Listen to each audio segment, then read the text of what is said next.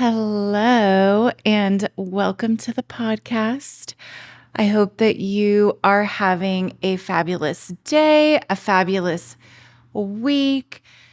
Today's episode is about being stuck and how to get unstuck, how to unstuck yourself in life.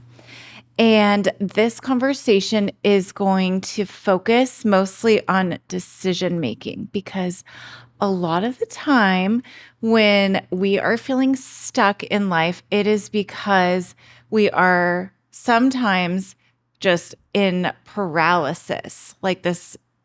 We can't move. We can't make a decision.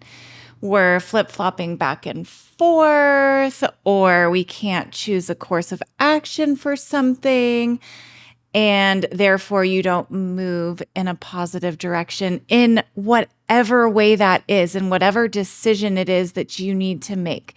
A lot of the time, we stay stuck because we're wavering between choices. And our choices, for better, for worse, they shape our life. So that's what we're going to talk about today. I hope that the tips that I give you in this episode are helpful. You can apply them to your own life in whatever stuckness you're feeling right now. So let's go. Something else that I see and that I notice, I've noticed it with myself in the past, I've noticed it with clients, I've noticed it just with people in my life, is that sometimes it's someone actually making the same decisions over and over again. So they actually are making the decision, but it's the same one, and it's not getting them to their desired outcome. And then that can be super frustrating and not lead to you achieving your goal. And then you feel stuck, even though you at first maybe feel like you're pushing forward because you're making the same decision, but you're making it over and over again. And there's something not aligning. There's something not working with that decision. So let's first look at why it might be hard to make a decision. Let's look at the reasons first and start to unpack that. A couple of reasons. Number one, at least that I see in working with clients and in working on myself, is number one, you are afraid. There is fear involved. It means, or making a decision means stepping into possibly a new territory unless you're making the same decision over and over again, and it's not getting you to where you want to go, which is what we just talked about. That can also stem from a place of fear. Like, ooh, I'm not going to make a different decision here because I'm going to keep myself safe in this stuck place. Sometimes that feels safer to us because we know what to expect in this place, even though it's maybe a little bit uncomfortable or not ideal. We know it, and we know it so well. And I see this with clients around so many different things in life, whether they're choosing to live in chaos or they're choosing a boring job that just pays well, but they don't really love it. And they're not making the decision to go in a different direction, even though the payoff may be greater, but they don't actually know for sure. So they're not making the decision. So it can be a million different reasons why, but fear is usually at the root of why it can be very difficult to make decisions. It's just being afraid of the unknown, right? And being scared of the unknown, it can trigger anxiety, uncertainty. You don't know yet what the consequence of that decision is going to be. And because you don't know, sometimes you just choose to stay where you're at because, like we said, it's familiar, even if you don't love it or like it. So the other reason is also rooted in failure, but we fear we're going to make the wrong decision.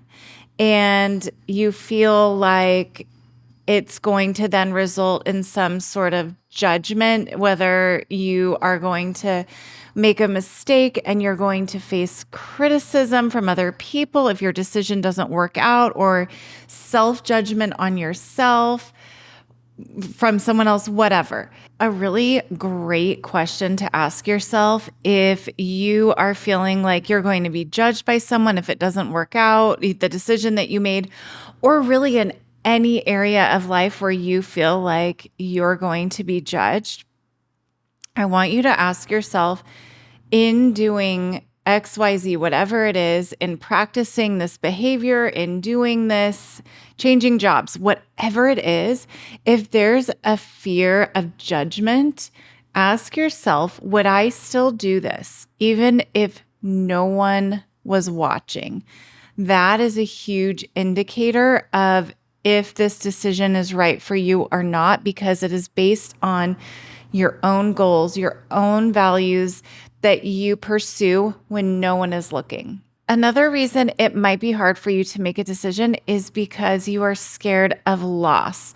Some people have an aversion to loss because making a decision is going to lead to a loss. It probably will if you really think through it. You may see losses, but you may see huge gains that outweigh those losses. So we will get into kind of weighing our possibilities and choices that we make based on losses and gains. But so many people have a huge fear of loss and don't really prioritize the gains.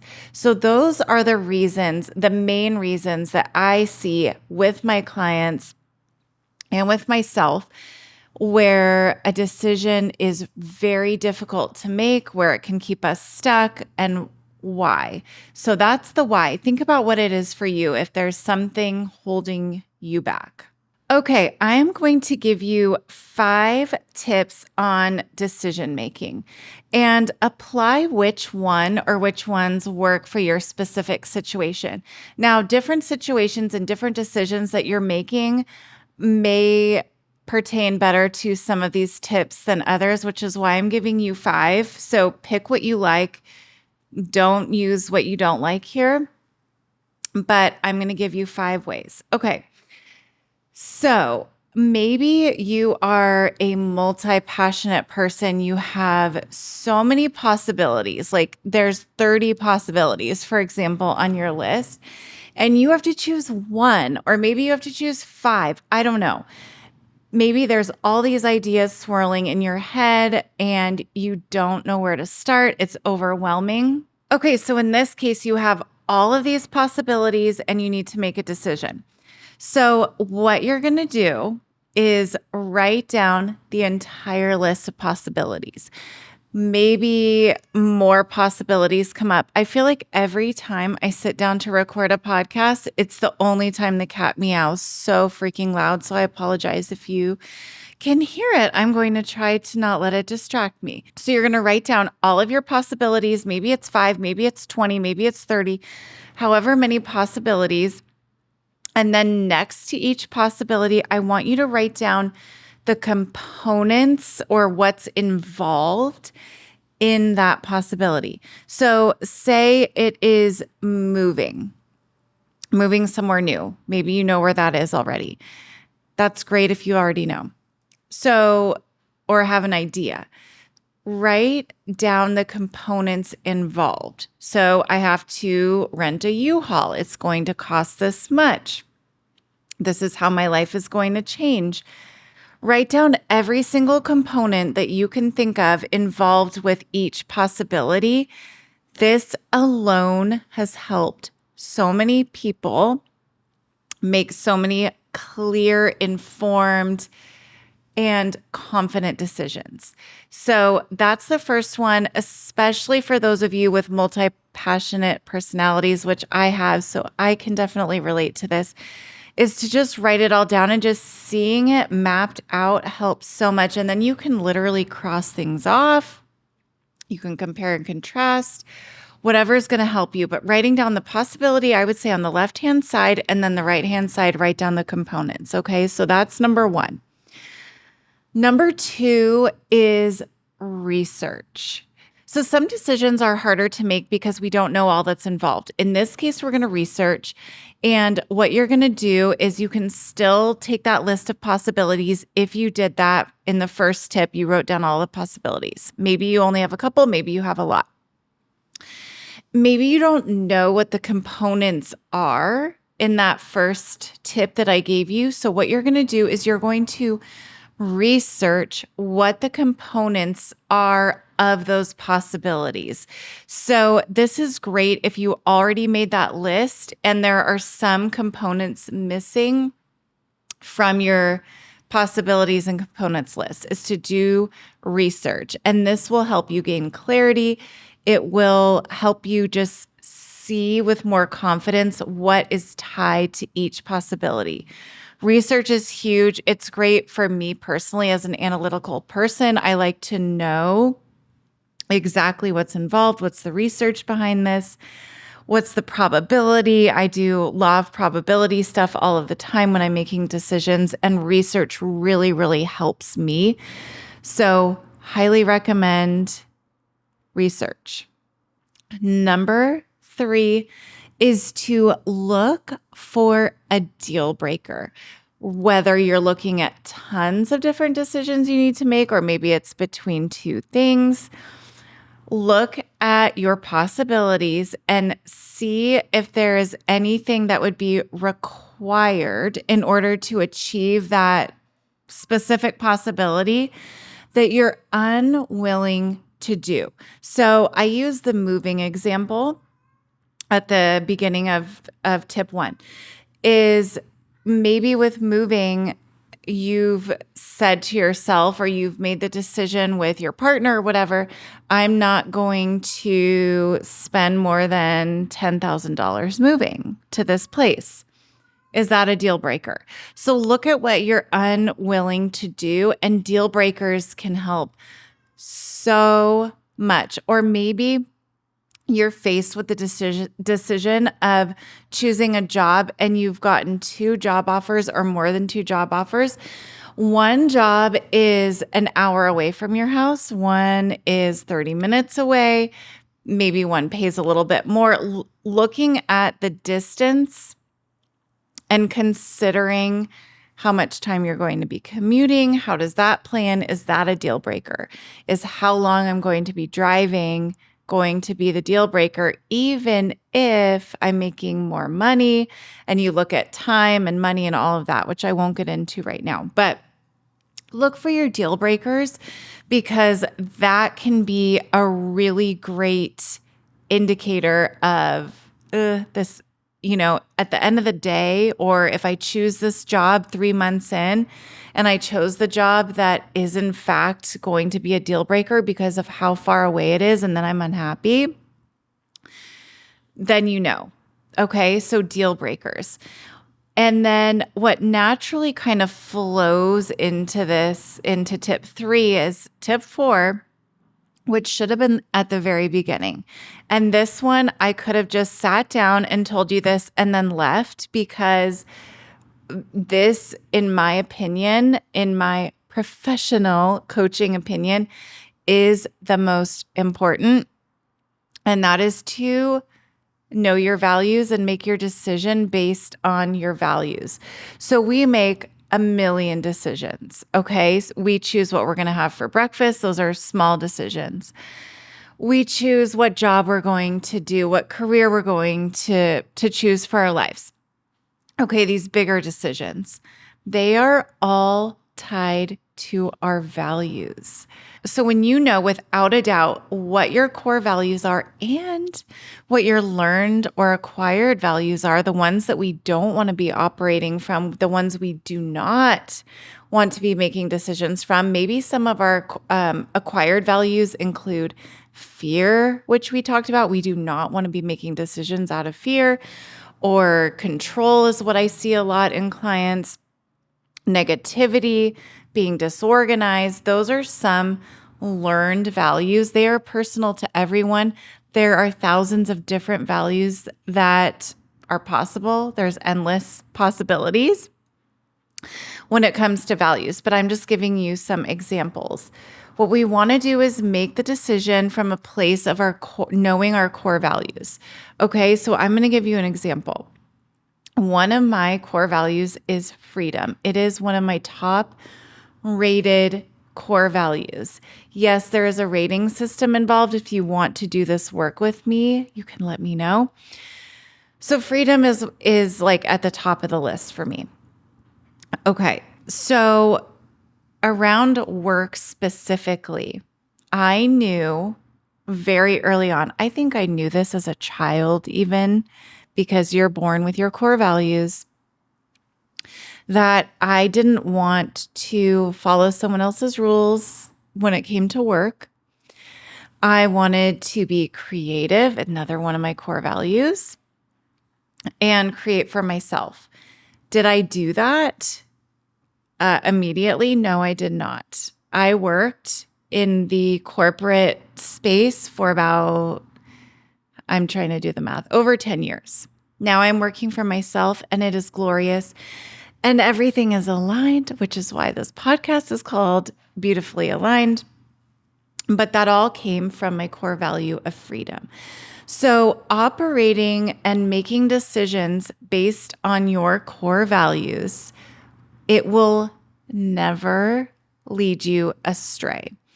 And I do want to insert a little note here that I am launching a program around your values, around making decisions. This program is going to help you get unstuck. It's going to help you feel fulfilled in life. Take those actions, become the person you want to be. I mean, there's so many things. I can't even list them all in this episode. That's not what this is about. We'll talk more about that another time. If you're interested, you can also go to my Instagram. I'll be talking about it this week. But values are at the core of everything. So if you are looking for more positivity, a better life, for lack of a better phrase, then you want to check this program out. It is affordable. I want to make it accessible for everybody who wants it. So I have a wait list. Join the wait list. I will leave a link in the show notes. Get on the list. I will have a special offer for you if you join. No strings attached. You don't need to take advantage of it if you don't want to, but get on that list, okay? So values, that is huge. Next tip. If you want to make a decision fast, try flipping a switch. This is huge when we feel stuck and when we're like, okay, just make the decision for me. I've heard people say that. Just tell me what to do. As a coach, I am not going to do that for you. Sorry. But flipping a switch, if you're in that space of like, gosh, I just want someone to make it for me, flip the switch, because when it's dark, figuratively speaking, not literally, when it's dark, we don't know where to go. Like, I don't know what direction. Okay. Flip the switch on, make the decision. Then your path is illuminated. You can start walking in that direction of that decision. So literally flip the switch on. That's it. You can envision this before you do it. You can close your eyes, imagine it being dark. Choose one and just flip the freaking switch. Make the decision that feels most aligned.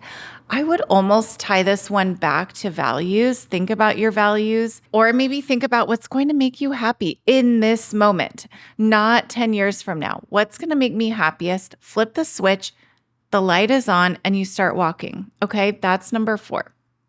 Number 5 is, what decision would I make as a 6-year-old? Okay, maybe this sounds silly, but it's really not. I like to have fun. That's also a core value of mine. 6-year-olds like to have fun. How can we make this decision from a place of fun? What just feels good? Make that decision. It can be so simple. Going back to our childhood is also something we do a lot in coaching, especially around self-discovery when we are choosing things, in this case, decision making for our lives, is going back to being a kid. And that can reveal so much. It can also reveal so much about your core values because those are intrinsically us. So, where would I make this, or how would I make this decision as a 6-year-old? Choose that. I bet it will be the right decision for you. So that is all I have for you today. I hope that this was helpful. I hope that at least one of these tips will help you make your next decision, get you unstuck. And like I said, join that wait list for the program, the values program, because you do not want to miss it. You do not want to miss the offer that I have for you. Get on that list. And with that, I will chat with you next week. Bye.